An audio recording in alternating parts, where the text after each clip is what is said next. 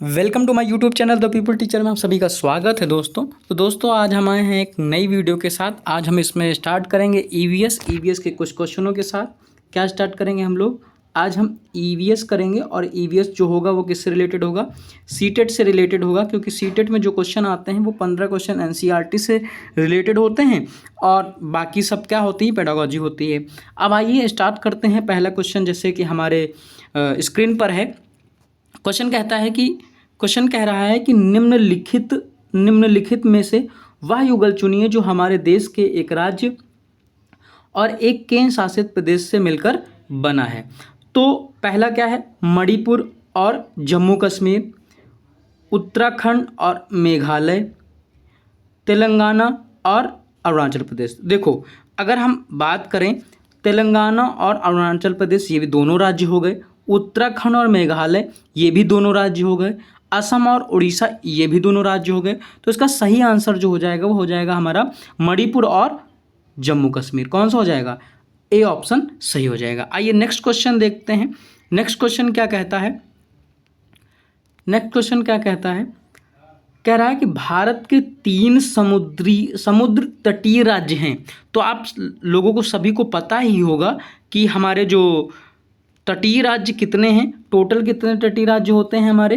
वो होते हैं हमारे, एक मिनट, वो होते हैं हमारे, रेड कर लेते हैं इसको। तो वो जो हमारा तटीय राज्य होते हैं वो होते हैं हमारे 9। कितने होते हैं? 9 होते हैं। इधर हम बना देते हैं थोड़ा सा। देखो कितने होते हैं हमारे, वो 9 होते हैं। 9 में से देखो इसमें कौन सा कहा? जो तटीय, मतलब जो ये कोस्टल वाले, जैसे भारत हमारा ऐसा है तो कोस्टल वाले राज्य, जैसे यहाँ पे गुजरात हो गया, महाराष्ट्र हो गया, गोवा हो गया, कर्नाटक हो गया, केरल हो गया, तमिलनाडु हो गया, आंध्र प्रदेश हो गया, उड़ीसा हो गया और पश्चिम बंगाल हो गया। ये हमारे क्या हो जाते हैं? ये सारे के सारे हमारे तटीय राज्य हो जाते हैं। इसमें से अगर तुमसे पूछे, इसमें सबसे पूछे कि सबसे ज़्यादा लंबी रेखा किसकी होती, तो ये भी एक क्वेश्चन बनता है। एक क्वेश्चन ये बन जाता है इसमें कि कौन सा तटीय रेखा सबसे ज़्यादा लंबी होती है, किसकी सीमा सबसे ज़्यादा है, सबसे कम है। तो आप याद रखिएगा GAT, गेट। अगर सबसे पहले पूछा जाए तो सबसे ज़्यादा गुजरात की है, फिर उसके दूसरे नंबर पर क्या है? आंध्र प्रदेश है, और तीसरे नंबर पर क्या है? वो हमारा तमिलनाडु। ठीक है, आइए इसमें देखते हैं कौन सा? तेलंगाना, ये तो बिल्कुल नहीं होगा। महाराष्ट्र है, उड़ीसा है, इसमें 2 हैं। सारे के सारे पूछा है। इसमें देखो तेलंगाना है, महाराष्ट्र है, लेकिन उड़ीसा नहीं। तेलंगाना भी नहीं है, क्योंकि क्या है, ये आंध्र प्रदेश से कटा हुआ भाग, आंध्र प्रदेश इधर आ जाता है, तेलंगाना अंदर हो जाता है। तो अगर हम बात करें, इसमें पहला नहीं होगा। दूसरा देखें, झारखंड भी नहीं है। गुजरात और पश्चिम बंगाल, ये 2 हैं, लेकिन ये झारखंड नहीं है। असम, उड़ीसा, कर्नाटक, असम नहीं है, उड़ीसा है, कर्नाटक है। लेकिन अगर हम बात करें इसमें कौन सा? त्रिपुरा, केरल, आंध्र प्रदेश। तो इसमें त्रिपुरा भी आ गया। त्रिपुरा, केरल, आंध्र प्रदेश, क्या हो जाएगा? त्रिपुरा, केरल, आंध्र प्रदेश। तो देखो दोस्तों, इसमें ऑप्शन जो है क्या हो सकता है? इसमें ऑप्शन गड़बड़ है। त्रिपुरा भी नहीं होगा, केरल नहीं होगा, आंध्र प्रदेश। कहने का मतलब मेरा ये है, इसमें आप अगर कितने, देखो फिर से देख लो, ये क्वेश्चन थोड़ा सा आयोग ने गलत दिया है या फिर इसमें मिसप्रिंट है। तो सबसे पहले गुजरात हो जाएगा, यहाँ पे गुजरात हो जाएगा, महाराष्ट्र हो जाएगा, गोवा हो जाएगा, कर्नाटक हो जाएगा, केरल हो जाएगा, तमिलनाडु हो जाएगा, इधर आंध्र प्रदेश हो जाएगा, और इधर उड़ीसा हो जाएगा, इधर पश्चिम बंगाल। अगर इनमें से कोई आता है तो आप जरूर इसमें लगा दीजिएगा। तो इसका सही आंसर आप लोग कमेंट में ज़रूर बताइएगा कि इसमें 2-2 दे रखे हैं, तो इसमें से कोई क्वेश्चन, इसमें कोई आंसर नहीं होगा। आइए नेक्स्ट क्वेश्चन देखते हैं। नेक्स्ट क्वेश्चन क्या कहता है? मध्य प्रदेश के 3 निकटवर्ती राज्य कौन कौन से हैं? कह रहा है मध्य प्रदेश के 3 निकटवर्ती राज्य कौन से हैं? तो देखो, सबसे पहले अगर हम बात करें, ऑप्शन देखते हैं इसमें, गुजरात, महाराष्ट्र, छत्तीसगढ़। तो मध्य प्रदेश की बात कर रहा है तो बिल्कुल यही आंसर हो सकता है। उत्तर प्रदेश, राजस्थान, बिहार तो बहुत दूर हो जाएगा। गुजरात इधर है, उत्तर प्रदेश ऊपर, तेलंगाना नीचे है, ये नहीं होगा। राजस्थान सबसे ऊपर इधर आ जाता है, झारखंड, उड़ीसा। लेकिन इसमें सही आंसर जो हो जाएगा हमारा, वो हो जाएगा हमारा कौन सा? ऑप्शन नंबर ए, जो राइट आंसर हो जाएगा question number A. Gujarat, Maharashtra और छत्तीसगढ़ जो हैं हमारे, वो निकटवर्ती राज्य किसके हैं? वो हमारे किसके हैं? मध्य प्रदेश के। ठीक है, आइए नेक्स्ट क्वेश्चन देखते हैं। नेक्स्ट क्वेश्चन क्या कहता है? वाला हो गया था इसका, ये वाला हमारा देखो, एक इसका सही आंसर देखो, हमारे देश में पाए जाने वाले अति सामान्य पक्षियों का वह युगल चुनिए जिनकी दृष्टि श्रेष्ठ होती है और जो हमारी तुलना में वस्तुओं को 4 गुना अधिक देखते हैं। तो देखो इसका सही आंसर हो जाएगा हमारा, देखो देखते हैं इसमें कबूतर और तोता, कौवा और कोयला, गिद्ध और फाख्ता और चील और बाज। तो इसका सही आंसर हो जाएगा हमारा कौन सा, चील और बाज। ठीक है, आइए नेक्स्ट क्वेश्चन देखते हैं। कहता है कि मच्छरों द्वारा होने या फैलने वाले रोगों का समुच्चय चुनना है। तो इसके ऑप्शन दे रखे हैं कौन से, इसके ऑप्शन है हैजा, मियादी बुखार, हैजा और मलेरिया, मियादी बुखार और मलेरिया, डेंगू और चिकनगुनिया। तो इसका सही आंसर हो जाएगा कौन सा, मच्छर से काटने वाले रोग कौन से हो जाएंगे, ऑप्शन नंबर डी इसका सही आंसर हो जाएगा। इसका सही आंसर क्या हो जाएगा, ऑप्शन नंबर डी। आइए नेक्स्ट क्वेश्चन देखते हैं। नेक्स्ट क्वेश्चन क्या कहता है, पहाड़ी क्षेत्र के किसी पहाड़ी क्षेत्र, देखो अपना अपना घर नाम का एक चैप्टर है तो उसी से ये क्वेश्चन पूछा गया, एनसीईआरटी आपको पढ़नी पड़ेगी। तो इसमें क्या कह रहा है कि पहाड़ी क्षेत्रों में एक लड़की ने अपने राज्यों के अधिकांश घरों के बारे में निम्नलिखित विवरण दिया। वो कहती है कि हमारे यहाँ वर्षा बहुत होती है और हिमपात भी होता है, हिमपात मतलब बर्फ़ गिरता है। जब ठंड अधिक हो जाती है तब धूप में बैठना अच्छा लगता है।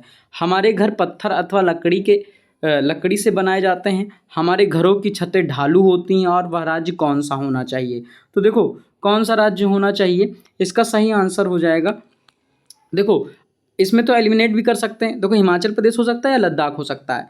असम में बर्फ़ नहीं गिरती, बिहार में बर्फ़ नहीं गिरती, यहाँ पे तो पानी वाली समस्याएं होती, यहाँ पे कुछ नहीं होता है, ऐसा सामान्य रहता है। तो इसका सही आंसर हो जाएगा हिमाचल प्रदेश। कौन सा आंसर हो जाएगा, हिमाचल प्रदेश। आइए नेक्स्ट क्वेश्चन देखते हैं। नेक्स्ट क्वेश्चन क्या कहता है, नेक्स्ट क्वेश्चन कहता है कि डल झील हमारे देश का एक प्रसिद्ध पर्यटन स्थल है। इस झील में हाउस बोट है जिसमें लोग क्या करते हैं, पर्यटक रहना पसंद करते हैं। वे शिकारा में बैठकर चप्पू चलाना चाहते हैं। शिकारा मतलब एक जगह होती है और चप्पू मतलब जिससे क्या करते हैं, पानी को पीछे ढकेलने का काम किससे, चप्पू से किया जाता है। तो ये सही आंसर कौन सा हो जाएगा, डल झील कहाँ है हमारा, वो श्रीनगर में है। कहाँ है, श्रीनगर में। आइए नेक्स्ट क्वेश्चन देखते हैं। नेक्स्ट क्वेश्चन क्या कहता है, मच्छर प्रायः हमें परेशान करते हैं, अंधेरे में भी वे हमें ढूंढ सकते हैं। बिल्कुल, कहने का मतलब ये है कि मच्छर जो होते हैं रात में हमें कैसे ढूंढ लेते हैं, हमारे सांसों के कंपन से नहीं, सांस द्वारा छोड़ी गई वायु से नहीं, सांस द्वारा छोड़ी गई वायु की गंध से बिल्कुल नहीं। तो ये जो मच्छर होते हैं हम लोग को कैसे ढूंढ लेते हैं, वो कहते हैं पैरों के तलवों की गंध से, हमारे शरीर की गर्मी से क्या करते हैं, वो हमें ढूंढ लेते हैं। इसका सही आंसर क्या हो जाएगा, डी।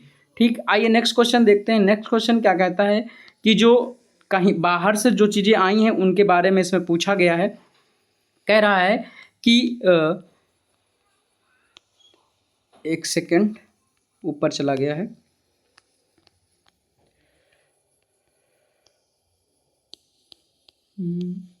हाँ, तो इसका डी आंसर हो गया था।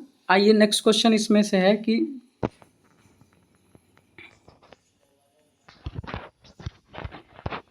तो नया नया है, हाथ सेट हो जाएगा, बस अपने आप होने लगेगा। ठीक, वो कहता है कि कह रहा है कि कूटी जाती पीसी जाती भोजन तीखा खूब बनाती, खाने में ज़्यादा होने पर मुंह से निकले सीसी, आँख और नाक से निकले पानी, याद दिला दूँ नानी, सोचो सोचो कौन हूँ मैं, जल्दी बोलो कौन हूँ मैं। तो देखो इसमें कहा गया हल्दी तो हो नहीं सकती, लौंग हो नहीं सकती, इलायची हो नहीं सकती, लाल मिर्च ही तो सबको रुलाती है। तो आइए नेक्स्ट क्वेश्चन देखते हैं। नेक्स्ट क्वेश्चन क्या कहता है हमारा, राजस्थान के कुछ एक पेड़ होते हैं। तो इसमें राजस्थान के रेगिस्तान इलाके में मुख्यतः पाए जाने वाले खेजड़ी वृक्ष के विषय में नीचे दिए गए कथनों में विचार करना। खेजड़ी के वृक्ष, इसमें कुछ चीज़ें हैं और उसको क्या करना है, हमें बताना है कि इसमें कौन सी चीज़ें सही हैं या कौन सी चीज़ें नहीं सही हैं। ठीक है, तो देखते हैं इसमें क्या पूछा है।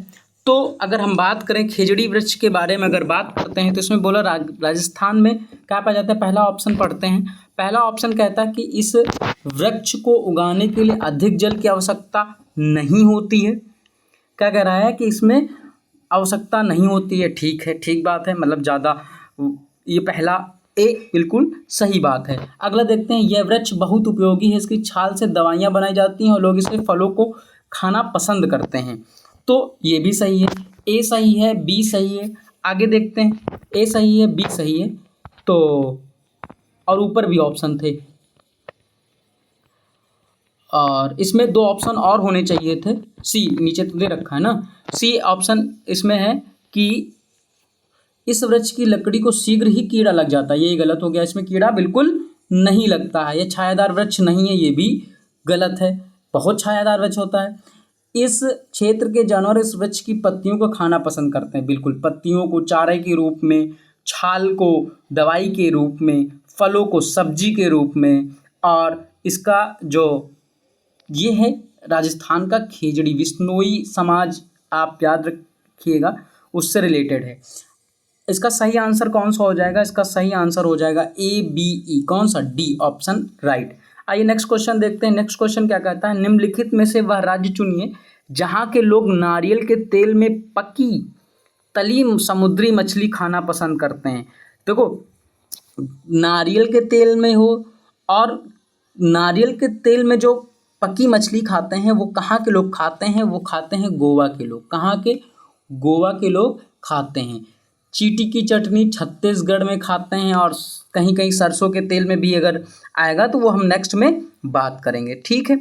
तो इसका सही आंसर हो जाएगा, तो इसका सही आंसर हो जाएगा गोवा के लोग क्या करते हैं, मछली जो है सरसों के तेल में तलकर खाते हैं। पर्यावरण, नेक्स्ट क्वेश्चन है, पर्यावरण अध्ययन ज़्यादा प्रभावशाली होगा यदि शिक्षक विषय में पारंगत होगा।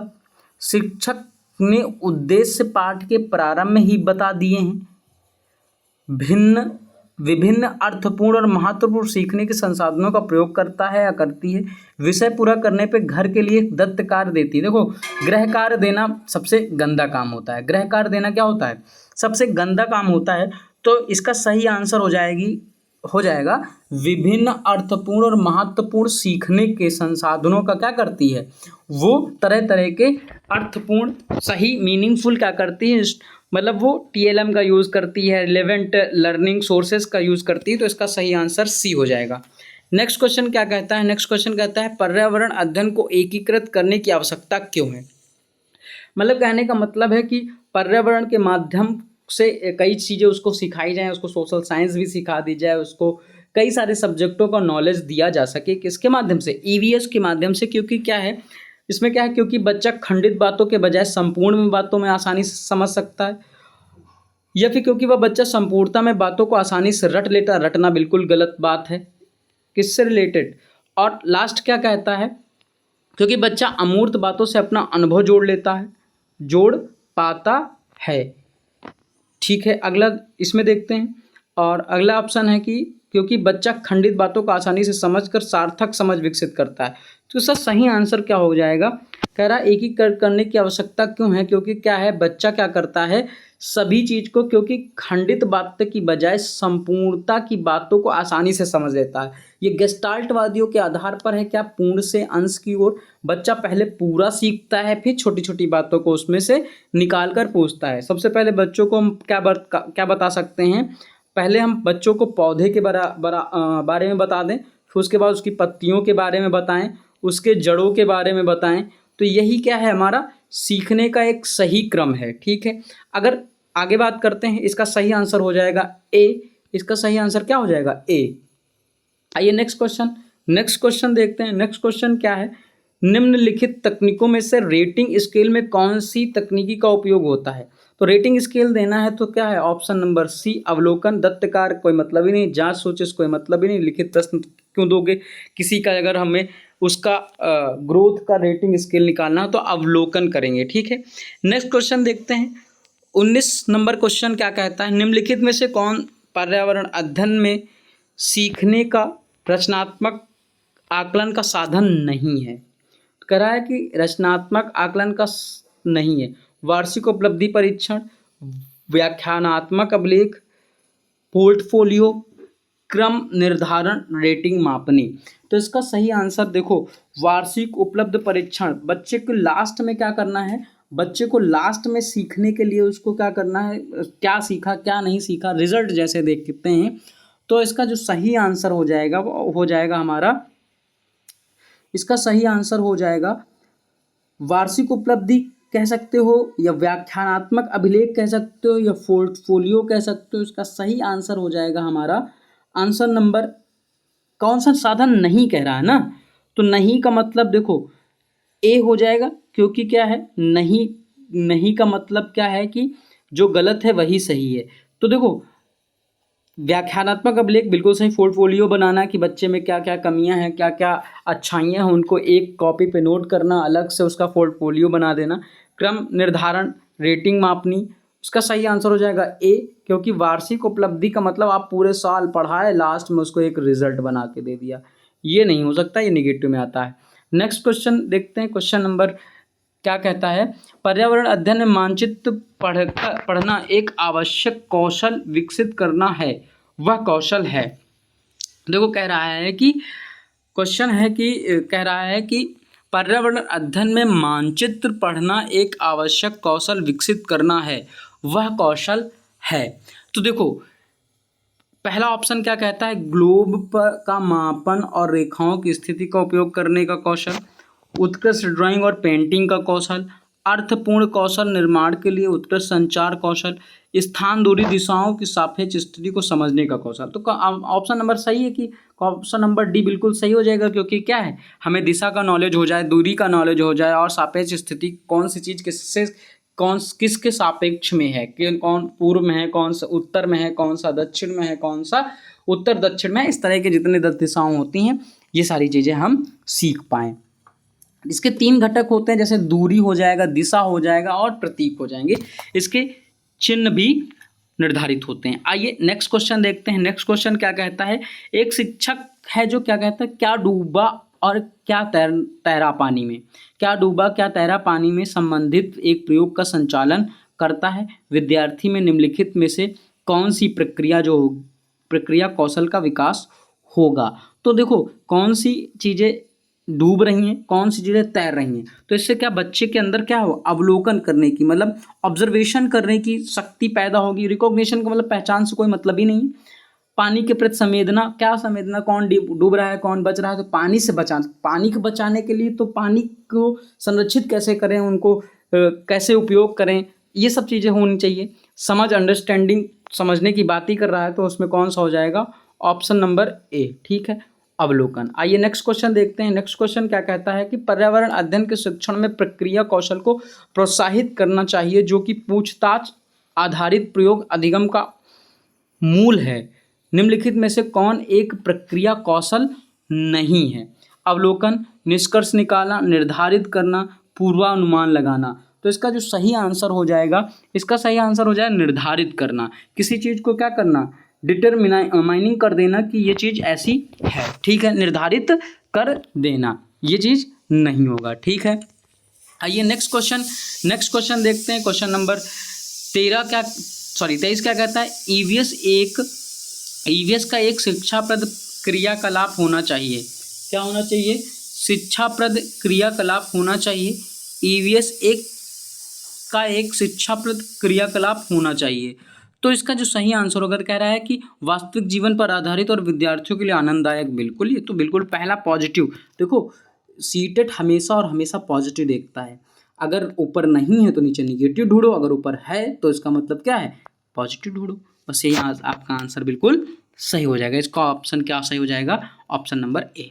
आइए नेक्स्ट क्वेश्चन देखते हैं। नेक्स्ट क्वेश्चन कहता है, क्रियाकलाप आधारित अधिगम के अभ्यास में सम्मिलित निम्नलिखित चरणों का सही क्रम व्यवस्थित कीजिए। देखो क्या है कि क्रियाकलाप का संचालन, दोहराना, योजना बनाना, प्रक्रम पर विचार करना, सही क्रम का चयन कीजिए। मतलब इन चारों में से कौन सा पहले होगा, कौन सा बाद में होगा और कौन सा क्या है सबसे लास्ट में होगा। तो सबसे पहले आप क्या करोगे, किसी चीज़ के लिए प्लानिंग करोगे, क्या करोगे, सबसे पहले प्लानिंग करोगे, क्या करोगे, सबसे पहले प्लानिंग कर लिया, योजना बना ली, फिर उसके बाद क्या करोगे, क्रियाकलाप का संचालन, कि वो काम कैसे पूर्ण हो सके, क्या हो सके।